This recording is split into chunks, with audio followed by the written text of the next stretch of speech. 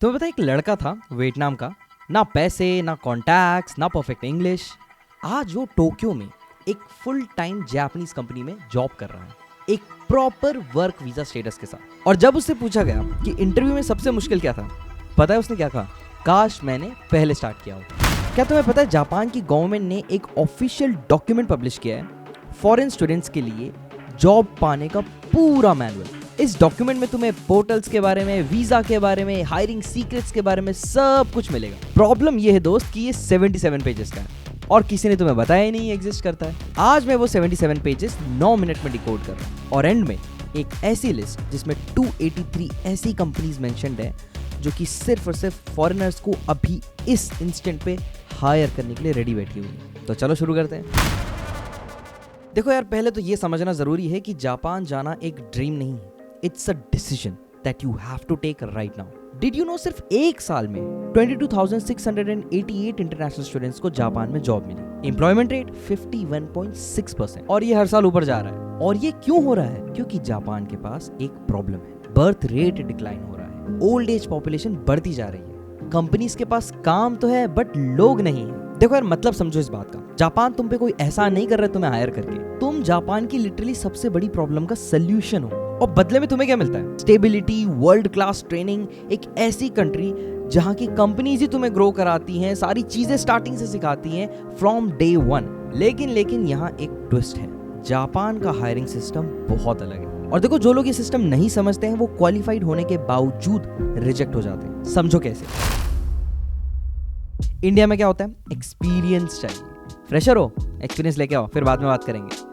अरे एक्सपीरियंस कहां से लाए जब कोई जॉब ही नहीं दे रहा है? जापान में इसका एग्जैक्ट ऑपोजिट होता है। इसे कहते हैं पीबीआर, पोटेंशियली बेस्ड रिक्रूटमेंट। देखो, इसमें होता यह है गाइस कि जापानीज कंपनीज जो होती हैं वो फॉरेनर्स को बल्क में हायर करती हैं और वो भी बिना एक्सपीरियंस के। अप्रैल के टाइम पे ये हायरिंग चलती रहती है। क्यों? क्योंकि जापान तुम्हारी स्किल्स को हायर नहीं करता, तुम्हारे पोटेंशियल को हायर करता।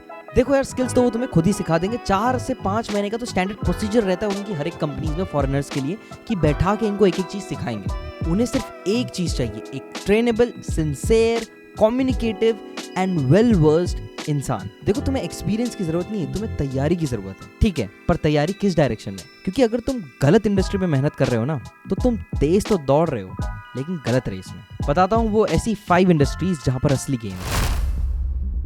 देखो, गवर्नमेंट डाटा के अकॉर्डिंग ये है वो टॉप 5 फॉरेन इंडस्ट्रीज जहां पर फॉरेनर्स को हायर किया जाता है। Number 1, IT and communications, programmers, system engineers.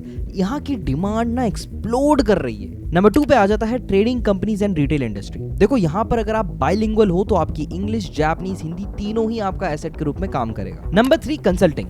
देखो, ऑफिशियल गाइड के हिसाब से ना इंटरनेशनल स्टूडेंट्स के बीच में one of the most popular industries है।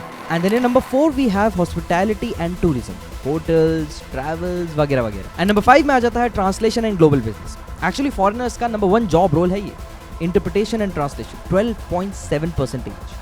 मतलब इसका ये हुआ कि आपकी लैंग्वेज ही आपकी एक स्किल बन जाती है जिसके थ्रू आप जॉब कर सकते हो। You do not need to learn anything else. और एक ऐसा सीक्रेट जो कि कोई नहीं बताता, सोनी, टोयोटा, मित्सुबिशी, राकुटेन, ये बड़ी बड़ी कंपनीज के पीछे तो भाई सभी भागते हैं। लेकिन पता है डाटा क्या कहता है? 83.4% international students small and medium sized companies में हायर होते हैं। क्या तुम्हें पता है जापान की 99.7% कंपनीज जो हैं वो SMEs हैं और उनमें से कई तो वर्ल्ड लीडिंग टेक्नोलॉजीज बनाती हैं। माय पॉइंट इज कि बड़े ब्रांड का पीछा मत करो, सही कंपनी को चूज करो। लेकिन अब वो बात जो कि इस पूरी वीडियो का सबसे बड़ा फिल्टर है, वो एक ऐसी चीज जो कि डिसाइड करती है तुम जापान जाओगे या फिर जापान के सिर्फ वीडियोस देखते रह जाओगे। जापानीज लैंग्वेज कितनी जरूरी है? देखो, I will not sugar coat it, सीधा डाटा बताता हूँ आपको। जो जापान में स्टैंडर्ड कंपनीज होती हैं फॉरेनर्स को हायर करने वाली, वो एग्जैक्टली क्या ढूंढती हैं फॉरेनर्स में सबसे ज्यादा? एक जॉब हंटिंग की इंटरनेशनल स्टूडेंट के लिए गाइड है। According to the data, majorly companies जो होती हैं फॉरेनर्स में 59.3% कम्युनिकेशन स्किल्स को ढूंढती हैं, 55.9% जापानीज लैंग्वेज स्किल्स को देखती हैं और जो स्पेशलाइज्ड स्किल जिस चीज के लिए हायर कर रहे हैं वो सिर्फ 10% देखती है। और सुनो, जॉब ऑफर के टाइम पे 70% जापानीज कंपनीज जो होती है वो बिजनेस लेवल की जापानीज एबिलिटी मांगती है। देखो, इसका मतलब क्लियर है, JLPT N2 है तो तुम्हारी एंट्री टिकट है भाई। अब देखो, व्हेन आई से JLPT N2 I don't mean just a certificate. What I mean is कि आपके पास वो कम्युनिकेशन एबिलिटी होनी चाहिए एंड एक डेप्थ की अंडरस्टैंडिंग होनी चाहिए ऑफ द जापानीज लैंग्वेज। अब तुम सोचोगे भाई जापानीज तो बहुत हार्ड है। हाँ, हार्ड है लेकिन इम्पॉसिबल नहीं। ये जो job hunting for international students की गाइड है, इसके लास्ट पेजेस में कुछ इंटरनेशनल स्टूडेंट्स की रियल स्टोरीज डली हुई हैं, कोरिया से, चाइना से, वियतनाम से, बेलारूस से। और देखो ये लोग कोई जीनियस नहीं थे, इनके पास कोई सुपर पावर नहीं है, इनके पास थी सिर्फ एक चीज, कंसिस्टेंसी, जो कि हम लोग बहुत लैक करते हैं। अगर तुम आज N5 स्टार्ट करते हो, 2 साल में तुम N2 पे हो। अगर तुम कॉलेज के सेकंड ईयर में हो और अपने आप को 2 साल डेडिकेटेडली दोगे और जापानीज पढ़ोगे, तो by the time you graduate you will have a degree and you will have your Japanese ability both, and on the basis of that आप इंडिया से बैठे बैठे अप्लाई कर सकते हो। देखो टाइमलाइन प्रॉब्लम नहीं है गाइस, शुरू ना करना प्रॉब्लम है। और एक बात याद रखना, 2 साल वैसे भी गुजर जाएंगे, 2028 वैसे भी आ जाएगा। सवाल सिर्फ ये है, उस दिन तुम N2 सर्टिफिकेट के साथ जापानीज जॉब्स में अप्लाई कर रहे होगे या फिर से ये वीडियो देख रहे होगे। चलो अब मान लो तुमने जापानीज सीख ली, अब कंपनी में एग्जैक्टली घुसना कैसे, ये रहा step by step process.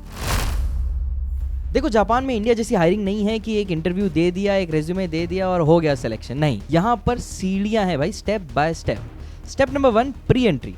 Company में अपना इंटरेस्ट दिखाओ, ऑनलाइन पोर्टल्स वगैरह के थ्रू अप्लाई करो। Step number 2, company briefing session. यहाँ पर कंपनी तुम्हें अपने जॉब रोल के बारे में बताती है, कंपनी के बारे में बताती है, उनके आइडिएशन के बारे में बताती है। इसको अटेंड करना ऑलमोस्ट कंपलसरी होता है। स्टेप नंबर 3, एंट्री शीट या फिर रेज्यूमे। भाई जापान का फेमस ES एंट्री शीट, इसमें देखो क्या होता है ना, it's just like your resume. यहाँ पर आपका मोटिवेशन देखा जाता है, आपकी पर्सनैलिटी देखी जाती है, आपका बैकग्राउंड एंड योर स्टोरी।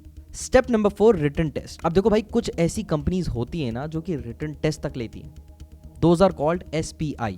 इसमें आपका लॉजिकल रीजनिंग चेक होता है, मैथमेटिक्स भी चेक होता है एंड जापानीज भी चेक होता है। अब देखो SMEs को टारगेट करने का एक और रीजन दे रहा हूं, क्योंकि वहां पर आपका ये लॉजिकल रीजनिंग, जापानीज और मैथमेटिक्स जैसा टेस्ट वगैरह नहीं होता। That's why they are good. Step number 5, interviews. 1 नहीं, 2 नहीं, 3 नहीं, कई बार तो 4 राउंड्स होते हैं इंटरव्यू के। ग्रुप डिस्कशंस भी होते हैं, क्योंकि कई बार वो वहां देखना चाहते हैं कि आप लोग एक टीम में किस तरीके से ऑपरेट करते हो। फिर स्टेप नंबर 6, जॉब ऑफर, जहां आपकी नौकरी पक्की हो जाती है। फिर उसके बाद स्टेप नंबर 7, आपका वीजा का चेंज। अगर आप इंडिया से जापान जा रहे हैं तो वहां आपका सीधा वर्क वीजा लगता है, और अगर आप जापान में ही कोई ग्रेजुएशन कर रहे थे तो स्टूडेंट वीजा से आप वर्क वीजा में शिफ्ट होते हैं। और हाँ, 80% स्टूडेंट्स को या तो इंजीनियर या तो इंटरनेशनल सर्विसेज या तो स्पेशलिस्ट इन ह्यूमैनिटीज का वीजा मिलता है। इनके नाम थोड़े से कॉम्प्लेक्स से लग रहे हैं, बट बेसिकली ये जापान का स्टैंडर्ड वर्क वीजा होता है। इसमें 3 कैटेगरीज हैं।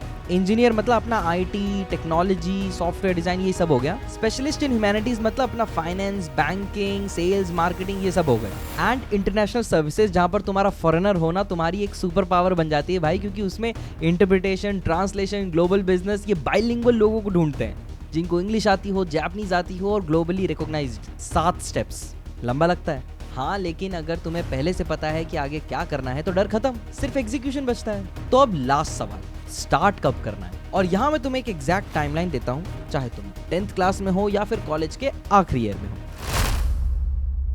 देखो अगर तुम हाई स्कूल में हो तो जापानीज आज से ही पढ़ना चालू करो, N5 एंड N4 को टारगेट बनाओ एंड जापान जाने के लिए जो स्कॉलरशिप्स होती हैं उस पर रिसर्च करना चालू करो, क्योंकि भाई जापान से पढ़ के ही जापान में जॉब, ये सबसे ज्यादा स्ट्रॉन्गेस्ट पाथवे है। अगर कॉलेज के फर्स्ट या सेकंड ईयर में हो तो N2 लेवल तक जापानीज का प्लान करके बैठो, इंडस्ट्रीज की डेप्थ में जाकर रिसर्च करो एंड कंपनीज वगैरह को फॉलो अप करो। भाई 3rd ईयर में हो तो तुम्हारा है गेम टाइम, N2 को क्लियर करो, अपनी समर इंटर्नशिप्स वगैरह को देखना चालू कर दो, क्योंकि देखो जापान में ना टाइमलाइन ऐसा है कि मार्च में कंपनीज जो है ना वो प्रमोशन चालू कर देती हैं, जून जुलाई में वो लोग इंटरव्यू शेड्यूल करते हैं एंड अक्टूबर में वो लोग ऑफर लेटर्स देने लगते हैं। और अगर अपने फाइनल ईयर में हो तो थोड़ा आपको लंबा टाइम जरूर लग सकता है। देखो गाइस, बहुत सारे लोगों को ये लगता है ना कि जापान में अपॉर्चुनिटीज की कमी है या फिर ये चीज ही बहुत ज्यादा मुश्किल है। आई थिंक कमी सिर्फ एक चीज की है, research, knowledge and the burning desire to have it. हाँ तो भाई चलो, अब वो चीज जिसका प्रॉमिस किया था स्टार्टिंग में, ये है जासो का official job hunting guide for international students. Japan की गवर्नमेंट खुद पब्लिश करती है, बिल्कुल फ्री। इसमें सब कुछ है, रेज्यूमे कैसे लिखना है, इंटरव्यू की तैयारी कैसे करनी है, visa process and everything. And हाँ, इसी में दिए हुए हैं जापान के one of the biggest local job portals जहां पर फॉरेनर्स जॉब देख सकते हैं। कॉपी पेन लेके बैठो, माई नवी, माई रिकुनबी, करियर प्लस, इस टाइप से और भी ज्यादा दिए हुए हैं। अच्छा एक जॉब ट्रिक बताऊं, अगर मान लो आपको जापान के किसी एक पर्टिकुलर लोकेशन पे जॉब चाहिए, जैसे फॉर एग्जांपल ओसाका में जाना है, तो आप गूगल पे जाओ और गूगल पे लिखो ryugakusei shushoku और उसके साथ प्लस करके ओसाका। सो ryugakusei shushoku ओसाका, तो आपको स्पेसिफिकली भाई ओसाका के इंटरनेशनल स्टूडेंट्स के लिए हायरिंग वाले जॉब अपॉर्चुनिटीज मिल जाएंगे। ryugakusei का मतलब होता है इंटरनेशनल स्टूडेंट एंड shushoku का मतलब होता है भाई जॉब लग गई वो वाला। और इतना ही नहीं, तुम्हें इसमें फॉरेनर्स के लिए लोकल जॉब इवेंट्स वगैरह भी मिल जाएंगे। अगर आप फिजिकली जापान में अवेलेबल नहीं हो तो कई बार तो जूम के ऑनलाइन मीटिंग्स वगैरह होते हैं, उसमें भी आ सकते हो। अच्छा हाँ, वो list, it is basically JETRO open for professionals list. Japan की देन अगेन एक ऑफिशियल गवर्नमेंट वेबसाइट जहां पर 283 कंपनीज लिस्टेड हैं जो कि स्पेसिफिकली फॉरेनर्स को हायर करना चाहते हैं। एक्टिवली फॉरेन टैलेंट हायर कर रही हैं जो कि इंग्लिश में भी ओके हैं, उनको जापानीज की भी कई बार एबिलिटी की जरूरत नहीं पड़ती। लिंक डिस्क्रिप्शन में मिल जाएगी। वीडियो के शुरू में मैंने तुम्हें एक लड़के की कहानी सुनाई थी वियतनाम का, याद है उसने क्या कहा था? काश मैंने पहले स्टार्ट किया होता। 2 साल बाद मैं नहीं चाहता कि ये लाइन तुम्हारी हो। जापान ने तो देखो दरवाजे खोल दिए हैं, मैनुअल्स पब्लिश कर दिए हैं एंड सपोर्ट सारी दे दी है। कंपनीज वेट कर रही हैं, अब कमी बस एक चीज की है, जापानीज, और वही मैं सिखाता हूँ। N5 से N1 तक पूरा रोड मैप के साथ। बहुत सारे स्टूडेंट्स मेरे पास आए थे और कह रहे थे कि भैया आप N3 की क्लासेस लेते हो क्या, N2 की लेते हो क्या? आई थिंक कि होन परिवार के साथ जो लोग हमारे साथ N5 से स्टार्ट कर रहे हैं उन्हीं को हम पुश करके आगे N1 लेवल तक लेकर जाना पसंद करेंगे। लिंक डिस्क्रिप्शन में मिल जाएगी। आज ही की होन परिवार ज्वाइन करो, new batches are opening soon. और अगर ये वीडियो किसी ऐसे दोस्त को भेजने लायक है जो कि जापान के सपने देखता है तो भेजो, क्योंकि भाई कभी कभी एक वीडियो से ही किसी की जिंदगी बदल जाती है। I will see you in the next one. गांबाते कुदासाई। अगर और ज्यादा डेप्थ में जाके यू वांट कि मैं आप लोगों को आपके करियर के रिगार्डिंग काउंसल करूं एंड जॉब के लिए और ज्यादा रियलिस्टिक पाथवेज बताऊं, सो नीचे डिस्क्रिप्शन में एक फॉर्म मैंने दिया हुआ है, शिगोतो करके एक प्रोग्राम है जो कि बहुत जल्द I am going to release. It is for working professionals या फिर उन लोगों के लिए जो कि जॉब की proper guidance and clarity and knowledge चाहते हैं जापान में काम करने के लिए। अभी एक सिर्फ फ्री इंटरेस्ट फॉर्म है, you can fill it up within a month. We will be opening up this program. उसकी डिटेल्स आपको आपके व्हाट्सएप पे या फिर ईमेल एड्रेस पे मिल जाएगी। डेफिनेटली चेक आउट शिगोतो। मिलते हैं भाई नेक्स्ट वीडियो में। गांबाते कुदासाई। और जरा जापानीज पढ़ना चालू कर दो, पढ़ लो यार।